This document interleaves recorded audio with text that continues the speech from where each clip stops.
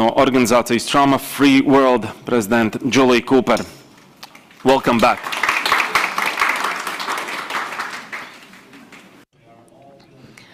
Mēs visi esam enerģiski un gatavi klausīties.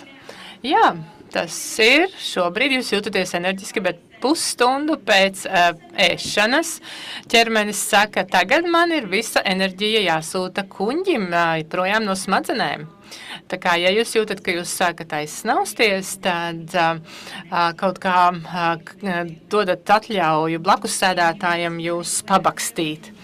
Paldies par šī rīta daļu. Man ļoti patika visas prezentācijas, tās visas sarunas, kas man bija dažādās vietās, kur es esmu piedalījusies. Un pat arī visās situācijās, kas ir mājās šobrīd.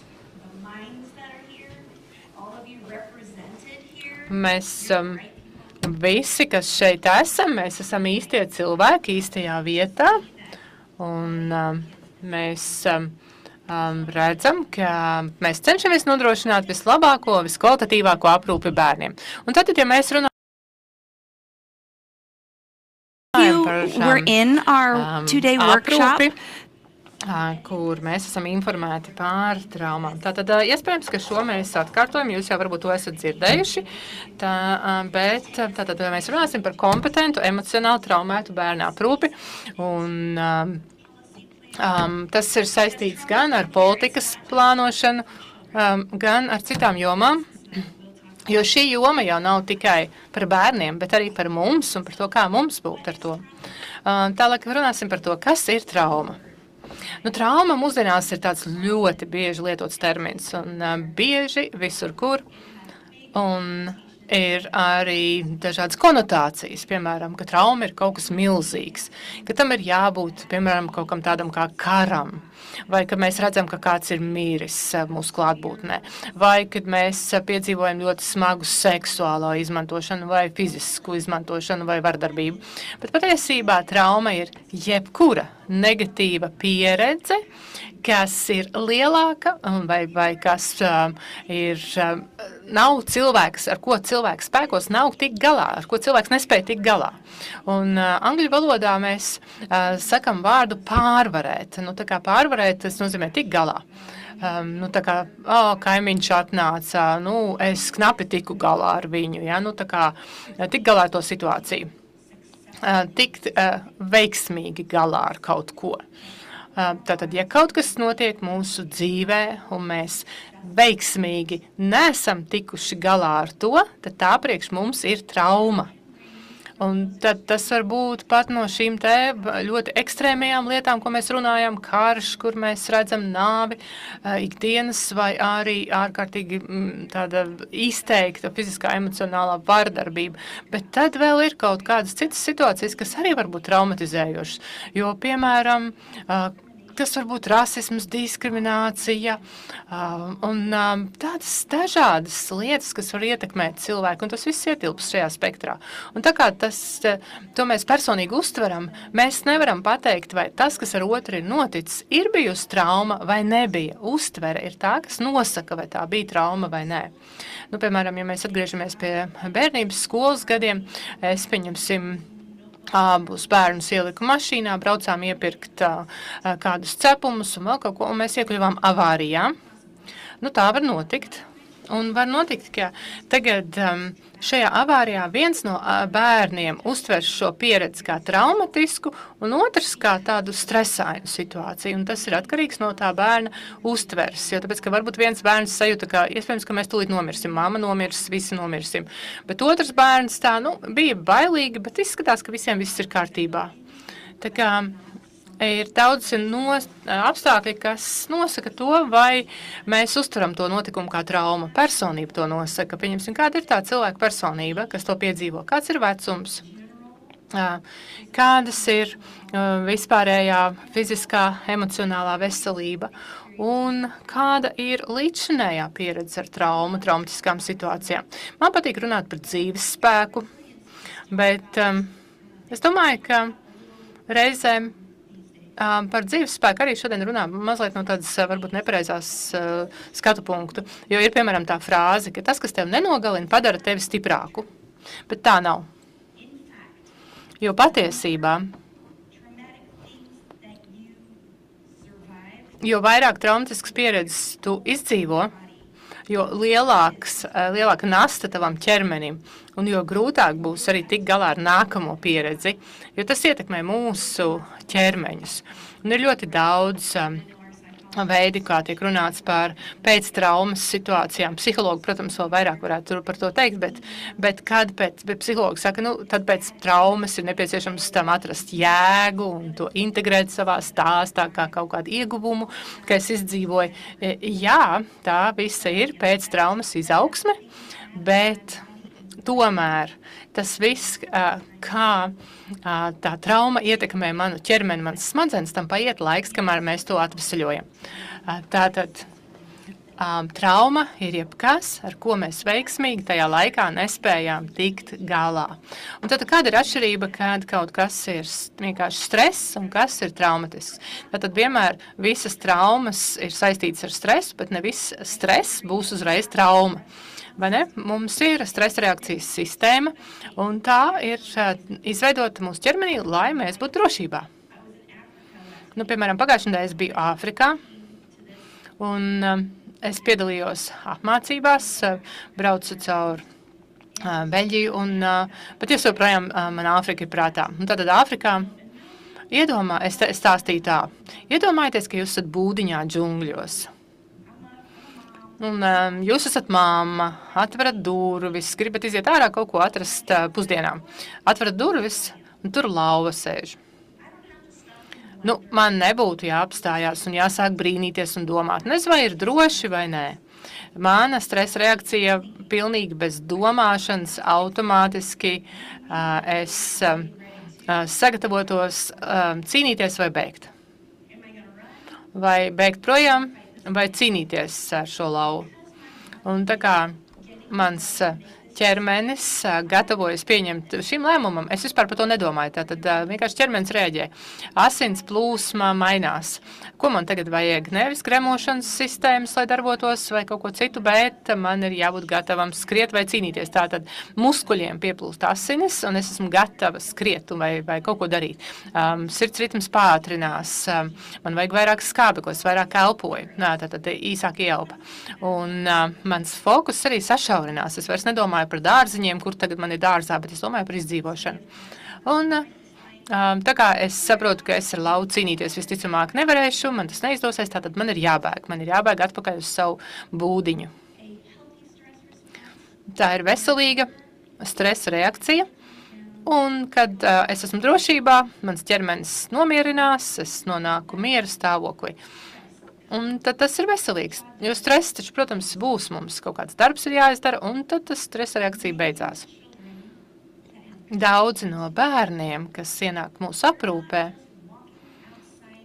viņi nav tā, ka viņi iziet ārā, ierauga lauvu un pēc tam var iebeigt atpakaļ. Lauva visu laiku ir kopā ar viņu, viņa mājā. Un kā viņi jebkad varētu justies droši, un kā viņi jebkad varētu nomierināties, jo tāpēc, ka viņam vispār nav tādas vietas, kur viņš justos droši. Ķermenis nav nekad miera režīmā. Visu laiku ir cīnies vai beidz. Visu laiku asins rite mainās, fokus ir sašaurināts, sirds ritms ir ātrāks. Tas notiek visu laiku. No rīta mēs runājām par šīm negatīvajām bērnības pieredzēm, par šo zinātni. Un tā ir zinātne, kas šo hronisko toksisko stresu, kas notiek pirmajos 18 dzīves gados, sasaista pēc tam ar hroniskām slimībām pieaugušā vecumā. Kāpēc? Tāpēc, ka mūsu sirds nav piemērota, lai gadiem ilgi būtu tādā stresa režīmā. Un tad attiecīgi augsts asinsspiediens un sirds slimības, ja bērni auguši toksiskā stresā, tad pieaugušajiem ir 15 reižu lielāks risks saslimt ar dažādām sirds asinsvadu slimībām. Jo tāpēc, ka ķermeņi pārāk ilgi bija pakļauti pārāk lielam stresam un tas atspoguļojas pieaugušo vecumā. Toksiskais stress, patiesībā es esmu dzirdējis, ir kā globāla epidēmija, tāpēc, ka tas notiek visur, un pieaugušo vecumā mēs maksājam par to cenu. Trauma ir toksisks stress. Kortizols tiek izdalīts, lai mēs varētu attiecīgi reaģēt, cīnīties vai bēgt, un kortizols veic savu darbu, un tajā brīdī tas mums ir nepieciešams, bet ja tas paliek mūsu asinsridē, tad tas ir toksisks, tas bojā mūsu ķermeņus. Kortizols uzbruk mūsu imūnsistēmai, un tāpēc mēs vairāk saslimstam, biežāk saslimstam, ja mēs esam augsts stresa situācijās, mūsu imūnsistēma nespēja funkcionēt, un ir daudz sekas toksiskam stresam. Un tagad es pastāstīšu par šo stresa ciklu, jo tad, kad mēs runājam par šo traumā balstītu aprūpi vai par traumu informētu aprūpi, tad ir mums jāparunā par to, kā mums šis toksiskā stresa cikls vai aplis strādā. Un šeit ir līdzīgi, šis aplis ir līdzīgs kā piesaiste. Un tas, ko es šobrīd gribētu parunāt, ir tas, kā šis cikls, kā šis aplis ietekmē mūsu spēju atgriezties miera pozīcijā. Mums ir bērni. Kā mums palīdzēt, lai bērni var atgriezties miera pozīcijā? Tātad šis cikls vienmēr sākas ar kaut kādu vajadzību. Mums ir miljardiem vajadzību visu laiku. Mums vajadzīgs ēdiens, mums ir nepieciešama drošība. Mums ir nepieciešams ērtības, saikne un mierinājums. Tātad mums ir nepieciešams, mums ir šīs vajadzības. Un tas nav tā, ka man ir vajadzīgs kaut kas tāds, nezinu, ekstra. Nē, šīs ir pamatlietas. Tātad mums tās visas vajag. Un kad mums netiek apmierināts šīs vajadzības, tad ķermenis izdala šos stresa hormonus. Tātad tie ir kortizols, piemēram, adrenalīns. Un tas nav vienmēr tik grandiosa situācija, kā, piemēram, ar lauvu. Nē, arī citas situācijas. Jo, piemēram, kad es biju Āfrikā, tur bija diezgan daudz ūdens, kuru nav droši dzert. Un, piemēram, es kaut kādā brīdī sajūtu slāpes, un es nesaprotu tagad, kur lai es dabūju tādu svaigu tīru ūdeni, ko es varu dzert. Un tas man bija stress, kur lai es dabūju tīru ūdeni. Es ne jau apzināti par to domāju, bet man ķermenis sāka just stresu, un es sāku just trauksmi savā ķermenī. Tāda bija šī reakcija. Tā ir šī hiper uzbudinājuma stāvoklis. Cilvēks vairs nav mierīgs. Kā tas notiek, tad pēc tam ir reakcija, vai zīdaiņa gadījumā kāds, piemēram, parūpēs par viņu, vai manā gadījumā, piemēram, kāds man atnes tīru ūdeni. Es varu nomierināties, es varu iedzert to ūdeni, tātad mēs pēdam, mēs esam aizsargāti, mēs esam samīļoti un attiecībās.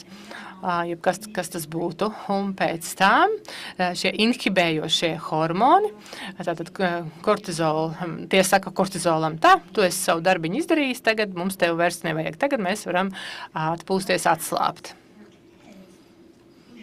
Bet bērni, kuri šajā ciklā dzīvo, kur tiek tikai šī puse aktivizēta, tātad viņi netiek nepabaroti, nav reakcija.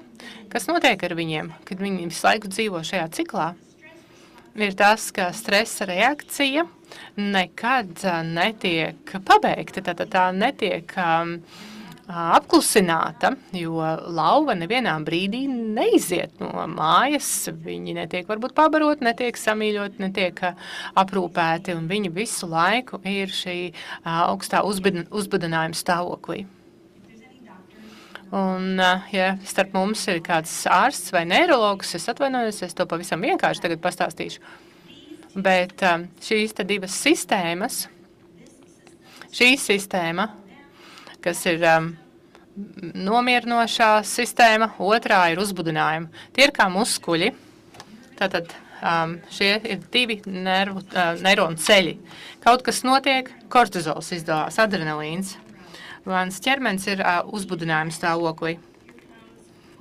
Un tad šī vajadzība tiek apmierināta un izdalās oksitocīns, dopamīns un tie saka, viss kārtībā.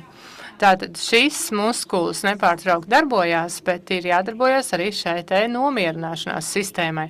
Veselīgā bērnībā mums visu laiku ir viens un otrs, jo kurš atnāk pie bērna apmierināt viņa vajadzības? Drošais pieaugušais. Tātad pirmā sistēma kaut ko pieprasa, otrā sistēma pasaka, jā, viss ir kārtībā, vajadzība ir apmierināta, tev vairs nav jāuztraucās. Un tad ir nepieciešams, lai tās abas sistēmas strādātu kopā.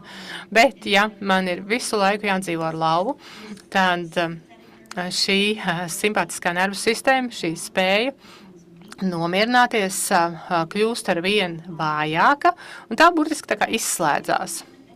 Un pat, ja bērns tiek izņemts ārā no bīstamās situācijas un ielikts it kā drošās mājās, viņi joprojām darbojas baiļu vadīti.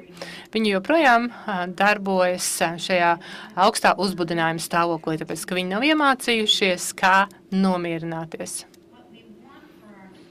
Un tas, ko mēs vēlamies saviem bērniem, mēs vēlamies, lai viņi nonāktu stāvoklī, kur viņi var paši sevi nomierināt, lai viņi varētu sevi nomierināt. To mēs saucam par pašregulāciju. Un, ja viņiem nav drošs pieaugušais, kas spēj parūpēties par viņu un palīdzēt, kamēr viņi ir maziņi, un palīdz uzbūvēt šo sistēmu, izveidot šo sistēmu, tad vēlāk, kad viņi ir jau vecāki, sāk mācīties skolā, sāk mācīties augstskolā, un mēs domājam, ka viņiem vajadzētu jau pašiem tikt ar šo situāciju galā. Viņi to nespēja, tāpēc, ka neviens nav palīdzējis viņiem to attīstīties. Tā ir attīstības ceļā iegūta. Ir vajadzīgs kāds pieaugušais, kas palīdz bērnam iemācīties, kā nomierināties, ka šīs vajadzības tiek apmierināts un bērna spēja nomierināties pieaug. Un es pavisam ātri pastāstīšu arī, ka šis neatiecas tikai uz bērniem, tas tieši tāpat attiecās arī uz mums. Es, piemēram, teicu, ka es esmu mamma, kas esmu adoptējusi bērnus, un tāpat kā daudzi no mums, labi, es teikšu es neteikšu tagad par jums. Es piedzīvoju to, ka mani vecāki bija tie, kas kliedza uz mani. Un es domāju, es nekliekšu. Un tad tev ir bērni, labi, izrādās, es arī tomēr kliedzu. Es tagad saprotu, kāpēc man vecāki kliedza. Un tad es saprotu, es arī kliedzu vairāk nekā es to būtu gribējusi. Un ne jau tāpēc, ka tagad es negribu, lai tas maniem bērniem nebūtu, bet es vienkārši negribu visu laiku būt tāda izregulējusies. Un tad kā? Tad man tagad iemācīties, kā nomierināt. Nomierināties. Mēs, kā pieaugušie, arī varam spēcināt šo spēju nomierināties, mūsu simpatisko nervu sistēmu, stiprināt to, jo tas visu laiku notiek šī joga, meditācijas, tai chi, lai kas tas arī nebūtu, kādas kompletīvās spēku prakses, jebkas, tās visas ir pētījumos pierādītas, ka tās palīdz cilvēkiem kļūt mierīgākiem. Kāpēc?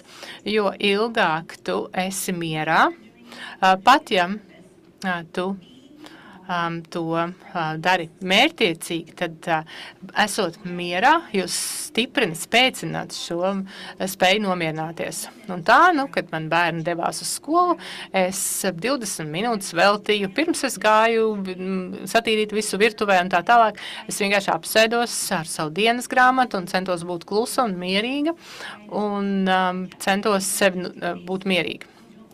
Un es pierakstīju blociņā, ja man iešāvās prātā kāda doma, mani nedrīkst aizmirst no veikala to un to paņemt. Es to pierakstīju, bet noliku malā un fokusējos uz mieru. Un ko es pamanīju? Es pamanīju pēc tam, ka es kļuvu mierīgāka.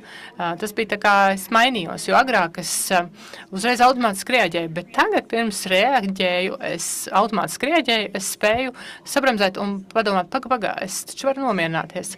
Es biju spēcinājis šo muskuli, un to mēs varam izdarīt arī bērnu labā. Tad arī palīdzēt mūsu bērniem nomierināties, bet pirmais mums pašiem tas ir jāiemācās. Mums ir nepieciešams, ka mēs esam tie, kas spējam būt regulēti, pašregulēti, droši pieaugušie, un ne tikai bērniem, bet arī mūsu kolēģiem un visiem, ar kuriem mēs saskaramies. Tie principi attiecas uz visiem mums, tas nav tikai attiecībā uz bērniem. Parunāsim vēl par to, kā traumas ietekmē smadzenes. Es nezināju, vai es varbūt padalīšos ar šo slaidu, bet es tomēr izlēmu par labu viņam, jo man viņš ļoti, ļoti patīk. Šis slaids ļoti labi parāda to, kas notiek mūsu smadzenēs, jo mēs nevienmēr varam redzēt, kas notiek kāda cita galvā. Es tagad to nespēju izdarīt, es nezinu, kas jūsu galvās notiek. Es tikai redzu ārējo pusi, uzvedību. Smadzenēs apakšējā daļa ir amigdala. Tā, kas tevi visu laiku pasargā no briesmām, kas laik skanē apkārtni, vai viss ir labi. Šis ir prefrontālā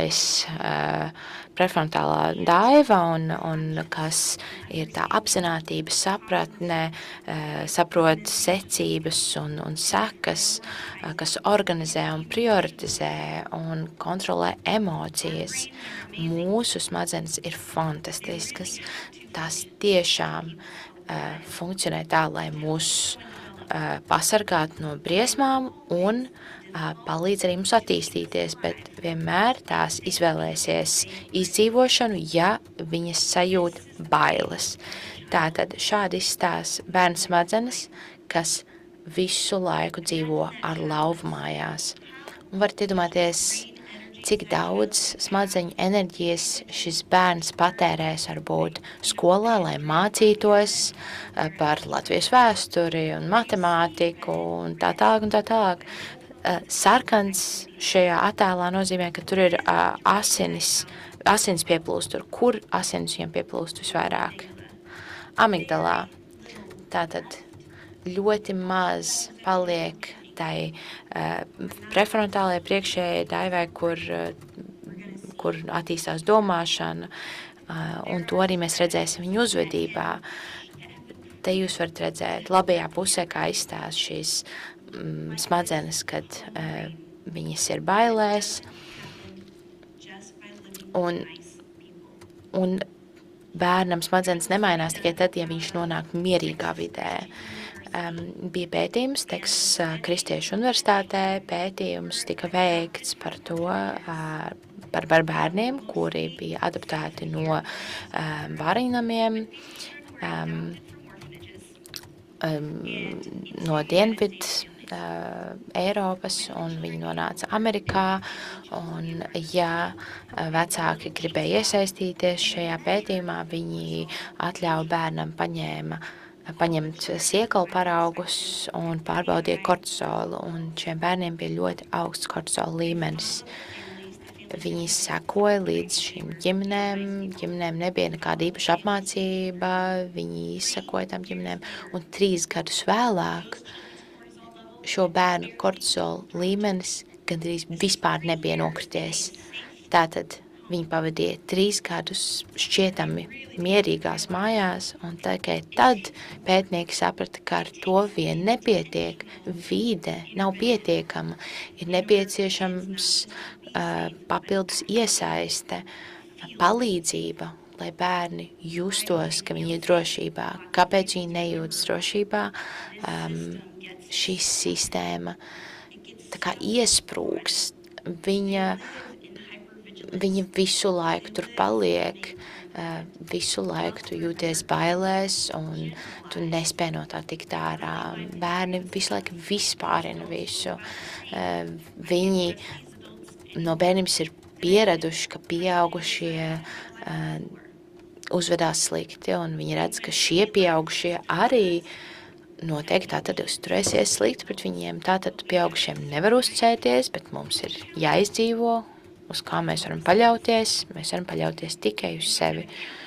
Un ja es varu paļauties tikai uz sevi, lai nodrošinātu, ka es izdzīvoju un par sevi parūpējos, tad mēs redzam, ka viņiem tādas pašas aizsarga stratēģijas kā bērniem visā pārējā pasaulē.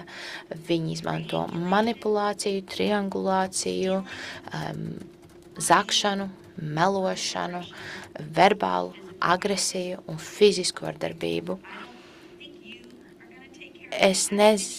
Bērns domā, es nezinu, vai jūs varēsiet par mani parūpēties, man vajadzēs parūpēties par sevi. Un tās ir tās stratēģijas, ko mēs novērojam bērniem visā pasaulē. Tas vienkārši tā notiek. Viņi to speciāli nedara, tā vienkārši tas notiek. Un ko mēs cenšamies uzsvērt šajā kompetentā emocionāli traumēto bērnu aprūpē, ir tas, ka mums ir jānodrošina tas, ka bērni izmanto savus vārdus, nevis uzvedību, lai pastāstītu, kā viņi jūtas. Cik ilgi tas prasa, cik vien ilgi tas ir nepieciešams vecākiem bērniem. Tas process ir ilgāks, jo viņi pārāk ilgu laiku ir neuzticējušies pieaugušajiem. Jaunākiem bērniem varbūt ir ātrāk, ka viņi to iemācās izmantot vārdus, nevis uzvedību, bet tas tomēr prasa darbu, laiku. Un šeit man ir slaids par to, kādas stratēģijas var izmantot. Es laikam to neievietoju. Tad tam mēs pievērsīsimies nedaudz vēlāk. Tātad bērni ir iesprūduši šajā baiļu stāvoklī. Un bieži vien vecāki nesaprot, bet viņi tagad ir drošībā, visam būtu jābūt labi, bet tas nenotiek automātiski. Bet es tagad jums pateikšu labās ziņas. Šī Kristīgā universitāte šajā pētījumā apkopoja informāciju un domāja, kā mēs varētu izveidot pārmaiņu šo bērnu dzīvē. Un viņi saprata, ka ir lietas, ko viņi var darīt, kas nav sarežģītas. Viņi nodrošina visu laiku pieejamu ūdeni un ēdienu, jo, ja bērni nav padzērušies vai pēduši, viņiem ir lielāka agresija. Tas ir vispār ļoti interesanti. Pat pirms brīža, kad jūs tiešām jau esat izslāpuši, jūs jau esat pazaudējuši 10% no savām kognitīvajām spējām, jo smadzenes jau ir pieslēgušās šim baiļu un uztraukuma šai pozīcijai. Tātad, ja jūs gribat kaut ko pierakstīt, kā mēs varam palīdzēt bērniem, kuri ir stresā un bailēs, tātad ēdiens un ūdens. Nevajag daudz ēdienu vai daudz ūdeni, bet ik pēc 2 stundām. Es tik daudz bērniem dodu ūdeni, ka, ja viņi nāk pie manis un kaut ko pajautā, pirmais, ko es saku, vai tu padzēries ūdeni? Ja, piemēram, viņi saka, oi, man ir grūti gulēt, man ir kaut kādas grūtības, viņi tagad atnāk pie manis un saka, pirmais, ko viņi saka, ir, es zinu, es jau padzēros ūdeni, bet lūdzu palīdz. Un tad nākamais solis ir barība, ēdiens. Insulīns ir ļoti saistīts ar mūsu emociju regulāciju, un bērniem šī emociju regulācija ir daudz nestabilāka, un varat iedomāties, kā jūs jūtaties, ja jūs esat izsalcis. Mēs angļu valodā sakam, ka tu esi hangry, kas nozīmē, ka tu esi dusmīgs un izsalcis. Tātad ir nepieciešams ēdiens un dzēriens ik pēc 2 stundām. Nākamā lieta, ko vajag atcerēties, domājiet par neverbālo, ko jūs darat savā dzīvē.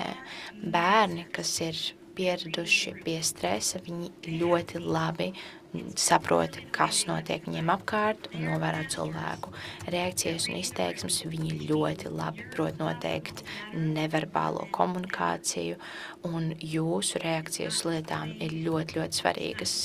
Tas nav svarīgi tikai tas, ko jūs sakat, bet kā jūs to pasakat. Padomājiet par to, kā izskatās jūsu seja, ko dara jūsu acis, balss, kādā tonī jūs runājat, kāda jums ir ķermeņa pozīcija tajā brīdī. Jums ir tāds vegas nervs, kas iet cauri, un viņš uzreiz nosaka, vai mēs esam droši vai nē, un mēs varam komunicēt šo drošību šādā veidā mūsu smadzenēm. Tas vagus nervs, kas to nosaka, un tas tāds kaut kas tāds pilnīgi pamatlieta, un jo tad, kad jūs runājat ar mazu bērniņu, jūs runājat ļoti maigā balsī, jūs esat ļoti mīļš, un jūs tiešām komunicējat citādāk, jo jūs gribat komunicēt to, cik ļoti jūs viņu mīlat, un ka viņš ir drošībā, un bērns to jūt, viņš jūt to no jūsu balss. Un man dažreiz šķiet, ka arī dažiem vīriešiem tas arī palīdz, un arī, ja kādam no jums ir suns, man ir suns, kāpēc mēs suņiem bieži vien sakam, oi, tu esi brīnišķīgs sunītis.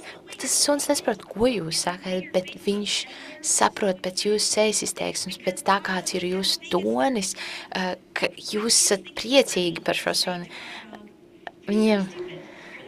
Maniem bērniem ļoti patīk pielikties pie mūsu suņa un pateikt ļoti jaukā balsī, oi, tu gan esi stulbs, tu gan neko nesaproti.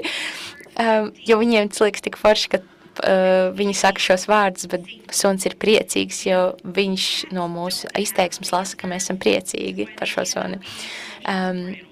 Tātad, bet kaķi vienīgais to neprot nolasīt, viņiem nav šāds nervs, viņi to nesaprot, un tāpēc viņi nav labi atbalsta, varbūt dzīvnieki. Bet es veicu apmācību Irākā, un tur bija bēgļu bērni, un mums teica, ka viņi parasti dabonēs tikai vienu olu dienā, un tas, protams, ir briesmīgi. Es nezinu, vai tā tiešām bija taisnība, bet to viņi mums teica, un viņi dzīvo ļoti sliktos apstākļos, viņi ir aizbēguši no savas valsts, un viņi pazaudējuši gandrīz pilnīgi visu, kas viņiem bija. Un es veicu apmācību ar pieaugušiem, un tad man bija arī daži brīvprātīgie, kur strādāja ar bērniem Irākā. Un pauzē mēs devām banānus un zemesrieku sviestu, un bērni bija pilnīgi haotiski. Protams, ka viņi bija haotiski. Viņi nēd parasti, un tas, ka viņi vispār nespēja tajā brīdī funkcionēt ar savu saprātu, viņi vienkārši spiedās uz priekšu, viņi gribēja tikt tuvāk tam ēdienam, un bija pilnīgs haoss. Un es saviem tīņu tulkiem teicu, pasakiet viņiem, ka nevajag spiesties, ka ir pietiekami daudz ēdienu priekš visiem, bet šie bija tīņu zēni, kas teica, jums nevajag spiesties uz priekšu, jums nevajag to darīt. Viņi kliedza, nē, jums jāpasaka maigi, ar maigu balsi, bet viņi to nespēja izdarīt. Un tad es sāku staigāt starp šiem bērniem. Es nerunāju tajā pašā valodā kā viņi, un es staigāju starp viņiem, un es viņiem nepieskāros, bet es simboliski viņiem pieskāros, kurus vienkārši uzliku roku tūmā viņu plecam.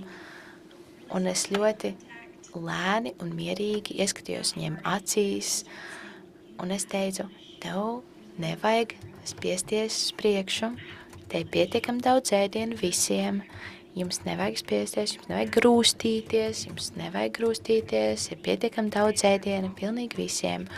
Un tā es tā kā turot rokas tūmā viņu pleciem, viņi visi jauki, lēnām un klusām sastājās rindā. Viņi nesaprata, ko es saku, bet viņi saprata manu ķermeņa valodu, kas viņiem pateica, viss ir kārtībā, te ir miers, viss būs labi. Ir ļoti labs pētījums mums, kas strādā ar tīņiem vai centros, kur dzīvo tīņi. Tīņi ir daudz uzmanīgāki pret neverbālo komunikāciju, kas nāk no bērniem un pieaugušiem. Un bija bērni, tīņi un pieaugušie, un te parādīja, ka visām grupām, gan bērniem, gan tīņiem, gan pieaugušiem parādīja bildīt ar bēdīgu seju, un tad visiem parādīja priecīgu seju, un visi teica, jā, ka tā ir priecīga seja. Un tad parādīja neitrālu seju. Bērni teica, ka jā, tā ir neitrāla seja. Pieaugušie teica, tā ir neitrāla. Un ko tīņi uzskatīja? Viņi redzēja neitrālu seju un teica, man liekas, ka tas cilvēks ir dusmīgs. Man liekas, tas cilvēks ir par kaut ko apvainojies.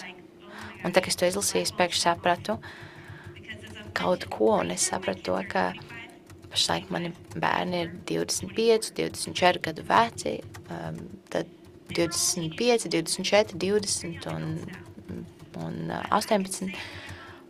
Un tā, ka viņi bija tīņi, es viņiem varēju pateikt, es neesmu dusmīga, bet es vienkārši gribu, lai tu man palīdzi. Džeik, vai tu vari man palīdzēt satīrīt virtuvi?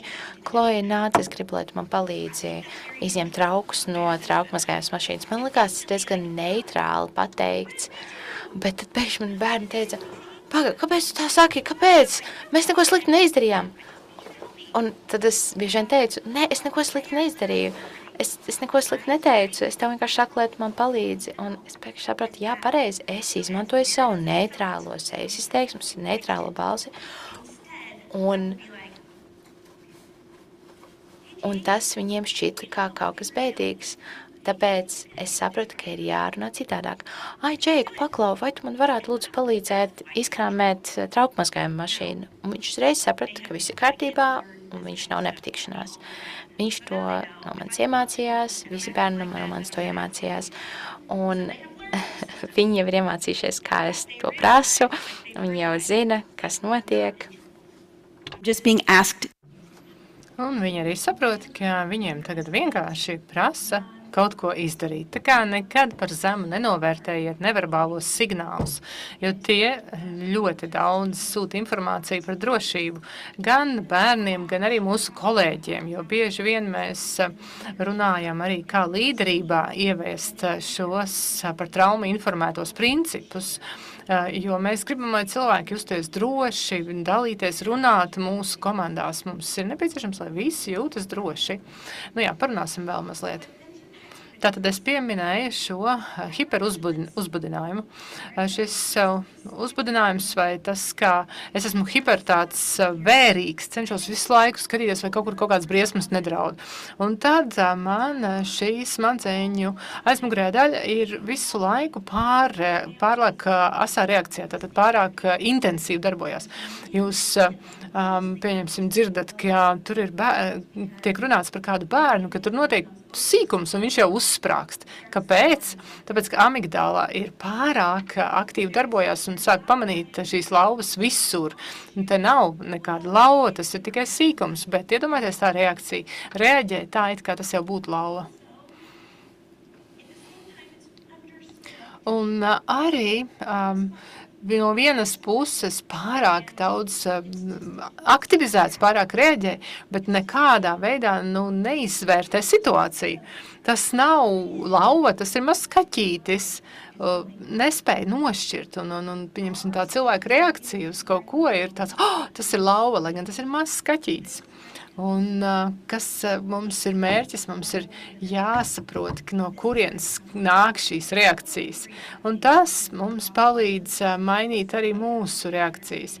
Tātad mēs saprotam, ka jā, viņi reaģēja tāpēc, ka viņiem ir šī krīzes situācija, un tad pamazām arī viņi iemācās, vai arī mēs paši iemācāmies, ka šī nav krīzes situācija, ka mēs pārspīlējam.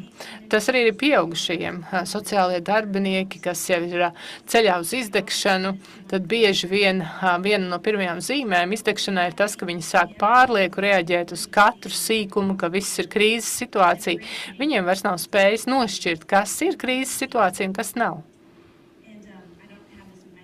Man šeit slaidos tas nav, bet es pieminēšu, ka tad, ja mēs šīs pazīmes nepamanam un šādi te cilvēki ir mūsu komandā un viņi ir tuvojās jau izdegšanai, tad tas var turpināties divos veidos. Tātad mēs varam pamanīt, ka ir komandas locekļi, kuriem ir sekundārā trauma. Tātad viņi ir dzirdējuši stāstus, redzējuši skumjas, un viņiem nav bijis iespēja pārrunāt ar kādu šo, viņi paturējuši to sevī, un patiesībā viņiem ir nepieciešams konsultācijas, viņiem nepieciešama psihologa palīdzība.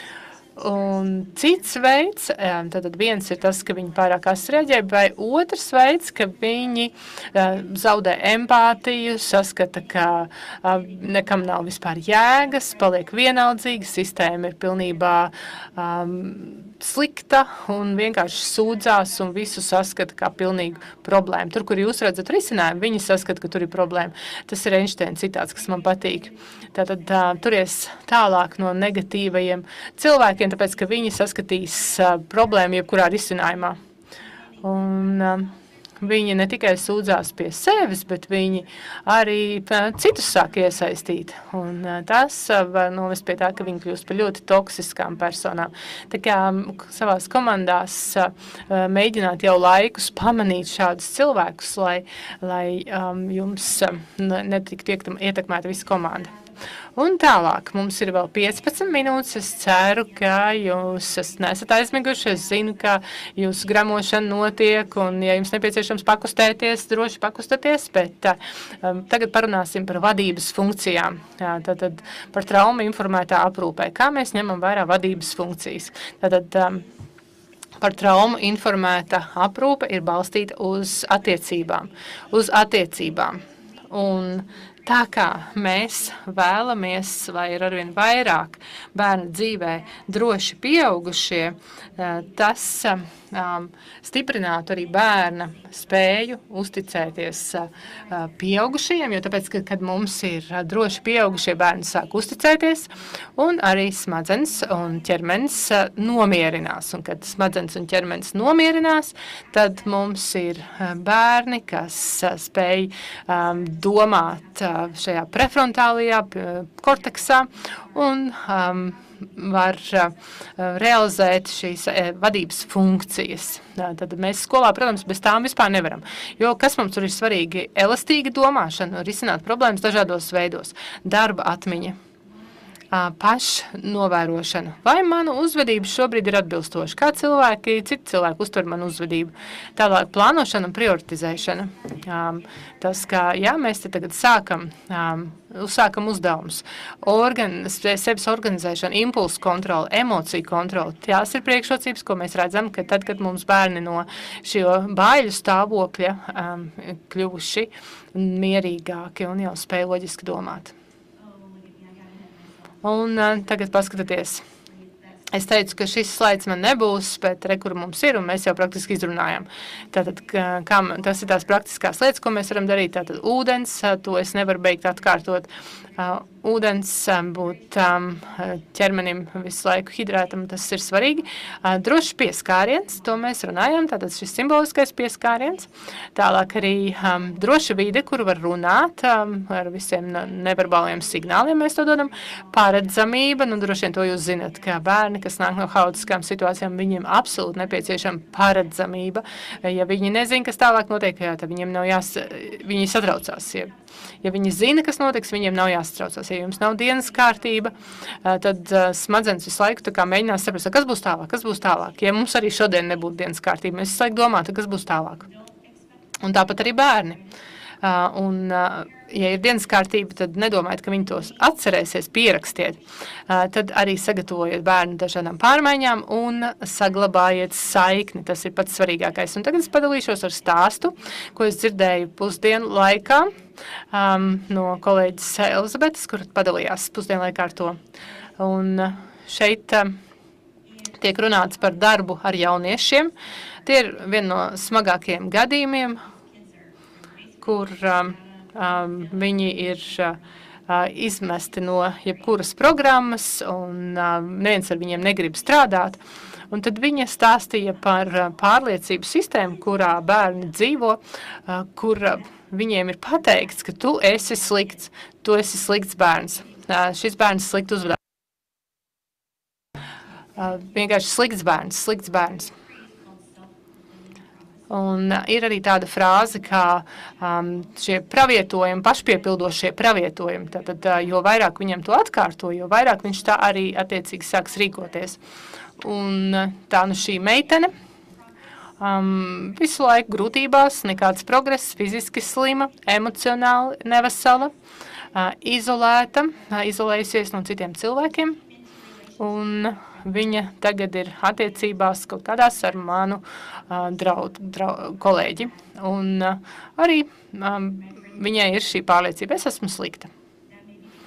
Mans draugs draudzene saka, ka, jā, tā var būt.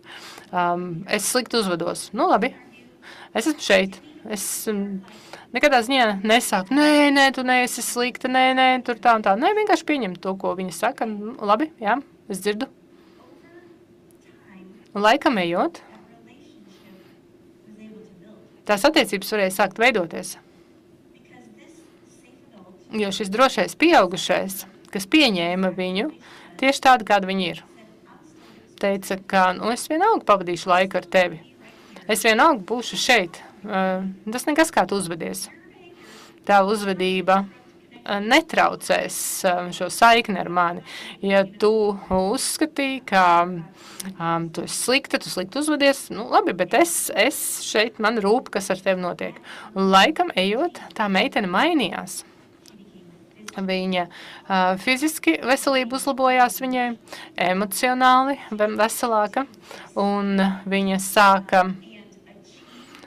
pieredzēt un sasniegt mērķus, ko pati sev izvirzīja, jo tāpēc, ka nekas no intervencēm agrāk nestrādāja, bet viss sākās ar attiecībām. Bērni, kuri uzskata, ka jūs viņus pieņemsiet tikai tad, ja viņiem būs perfekta uzvedība, tie bērni nav veselīgi, tās nav veselīgs pārvarēšanas mehānisms, tāpēc, ka mums ir verbāli agresīvi bērni, kas dažādi izpaužas, ir vardarbīgi, agresīvi. Mēs tos saucam par dažādām izrādīšanās vai dažādām neuzvedības stratēģijām. Bet tad, viņi tā kā uz ārpus to izrāda, bet tad ir otra grupa, kas tā kā uz iekšieni viņu problēmas parādās. Viņi cenšas visiem izdabāt, viņi cenšas būt perfekcionisti, un viņi ir tā nobijušies. Un jāsaka, ka šai otrai grupai veselība, emocionāla veselība galīgi nav veselīgāka kā tiem, kas uz ārpus izrēģē šās visas savas problēmas. Man ir draudzene, kurai 12-gadīgā meita izdarīja pašnāvību 12 gadu vecumā, un tā bija meitenīte, kurai bija traumas pieredze un kura visu pārstrādāja iekšpusē. Viņa vispār nebija nekādas trakās uzvedības uz āru, bet viss bija iekšienē. Līdz ar to tātad bērniem nevajadzētu domāt, ja es labi uzvedīšos, tad man mīlēs. Nē, viņiem vajadzētu saprast, ka viņus mīl vienalga, kā viņi uzvedīsies. Neviens no mums nesākām strādāt šajā darbā, tāpēc, ka mēs gribam būt uzvedības policija. Tas varētu būt trakākais darbs pasaulē. Un tas parasti tas nozīmē, ka es tagad eju un atzīmēju sarakstā. Neviens to negrib darīt. Un es nedomāju, ka mēs esam šajā te darbā arī tāpēc, ka mēs tur tagad kļūsim bagātas. Es paskatījos sociālajā dienestā, tur tās algas, galīgi nav izcils. Līdz ar to mēs šeit esam, tāpēc, ka mums rūp bērni, un mums rūp tas, ka mēs atnesam šīs pārmaiņas. Un, lai to varētu izdarīt, mēs mēģināsim uztvert bērnus tādi, kā viņi ir, un viņu uzvedību dēļ nepārtraukt ar viņiem attiecības. Interesanti, es nezinu, vai jūs pamanījāt citātu, šajā te video par Zoju. Tas bija tā filmiņa, ko mēs noskatījāmies. Zoja teica, ka es esmu dzirdējis ļoti daudz apsolījumus, bet, ja tu pacentīsies pietiekoši daudz, tad tie visi solījumi tiks pārkāpti. Tas pats, piemēram, tas jaunietis, par ko es stāstīju, kur man piezīme grāmatiņa, es darīšu visu iespējamo, lai man izmest no šīs mājas. Un to mēs saucam par šo nošķiršanās aizsarga pozīciju, kas nozīmē, ka viņi netic, ka jūs ilgstoši paliksiet kopā ar viņiem. Un viņi tad dara visu iespējamo, lai vienkārši nesāpinātu sevi. Un, ja mēs redzam šīs uzvedības kā izdzīvošanas mehānismus, tad mēs varam tikt tiem cauri pāri un redzēt pārmaiņas, jo pārmaiņas ir praktiski paudžu jautājums. Un, ja mēs esam vienkārši uzvedības policisti, tad viņi centīsies mūsu priekšā varbūt kaut kādā veidā pakļauties, bet ko līdz mēs aizgriezīsimies, tā tūlīt viņi darīs pa savam. Un tagad mums jau ir 2 slaidi, un mēs beigsim kādas 5 minūtes ātrāk. Mēs runājam par paredzamību, un vislabākais veids, kā mēs varam būt droši pieaugušie, gan jūsu jauniešiem, gan komandām, ka jūs esat paredzami. Ja bērns zina, ka, lai ko viņš arī būtu izdarījis, ka jūs mierpilni reaģēsiet, tad tas ir visdrošākā vieta, kur viņam būt. pašregulācija jums un arī mūsu bērniem, ka viņi iemācās nomierināties, kad viņi ir skolā un kad jūs tur nesat un kaut kas notiek, ka viņi var veiksmīgi spēt paši atslāpt nomierināties vai arī pulciņos, un lai tad viņus tur neatskaita no tiem pulciņiem. Tas ir mūsu ilgtermiņa mērķis mūsu bērniem. Un atceraties, bērni vienmēr prasa, uzdod šo jautājumu, vai tu esi lauva vai kaķēns, un to viņi nezina, to viņi uzzinās, skatoties uz jums. Un mēs runājām par šīm lietām, mēs runājām, kā mēs uz dažādām sistēmām varam paskatīties, un šo visu mēs jau izrunājam, un mēs no rīta runājām, kādi ir šie galvenie principi traumu informētā pieejā. Par tiem mēs vienmēr domājam, ņemam vērā, un politikas dokumentos vienmēr šo iekļaujam, un arī visās programmās, ko mēs realizējam, mēs iekļaujam. Ja mēs gatavojam kādas vadlīnijas, pieņemsim auģu vecākiem, mēs vienmēr sev uzdodam jautājumu, vai mēs ņemam vērā šos principus, vai mēs ņemam vērā drošības principu, vai mēs esam savās rīcībās caurspīdīgi, vai mēs sadarbojamies pietiekoši daudz, vai mēs dodam viņiem izvēli un iespēju runāt, vai mēs esam tādi, kas iespējo, un vai mēs ņemam vērā kultūru.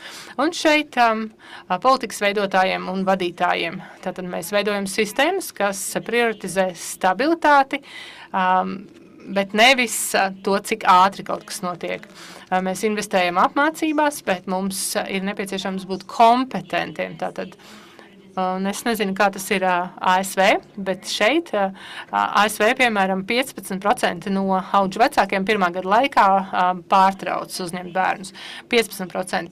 Viens no veidiem, kā mēs varam piesaistīt auģu vecākus, ir caur citiem auģu vecākiem. Ja mēs viņus ekipējam, lai viņiem būtu veiksmīga pieredze, tad viņi piesaista citus mūsu labā. Jo ja mēs tās ģimenes, kas ar mums ir, mēs pietiekoši viņus apmācam un trenējam un palīdzam, tad viņi būs tie, kas piesaistīts citus. Tā kā šis ir dubults labums gan bērnam, gan arī mums, jo viņi piesaista vairāk ģimenes. Un arī šī starpsektoru sadarbība, kas jums, protams, jau notiek. Un kā ar praktiķiem un sociālajiem darbiniekiem, NVO vai aprūpētājiem? Sākat ar to, ka jūs klausaties. Tie, ar kuriem jūs strādājat, prasat, lai viņi nāk un stāsta, kāda ir tava pieredze, kā mēs tev varam palīdzēt, ko tu gribētu, kas tev būtu vajadzīgs. Un rēģēt uz uzvedībām ar komunikāciju un nevis ar aizstāvēšanos. Un tad šeit man īsti pareizi neparādās, bet mēs tātad gribam redzēt uzvedību kā valodu. Mēs neuztveram, ka viss ir apzināta nepaklausība, ka tas vienkārši ir veids, kā viņš kaut ko pasaka. Un pārredzamība, tātad ļoti skaidrs ekspektācijas. Un tad visbeidzot, kā mēs varam darboties visās sistēmās skolās, veselības aprūpē, tiesība aizsargājušā sistēmā, tātad mums ir konsekventas metodes, visi lieto vienu un to pašu valodu, tās pašas principus, un mēs cenšamies veidot partnerības ar skolas sistēmā. Mēs veidam partnerības ar bērna labbūtības sistēmām. Mēs nedarbojamies tādos kā noslēgtos kādās sēkās, kur mēs nesadarbojamies citiem. Mums ir šī starpsektoru sadarbība, kur mēs veidojam partnerības. Un mēs gribam arī saglabāt katra bērna cieņu un godu katras miedarbības centrā. Jo es pēdējo slaidu negribu jums parādīt, es redzu, ka tur nepareizi ir tie burti izvietojušies, bet jebkurā gadījumā es ar lielāko prieku padalīšos ar slaidiem. Ja ir nepieciešams, es padalīšos, un jūs varat arī paskatīties, pārlasīt, un priecāšos aizsūtīt, ja jums ir nepieciešams. Liels paldies!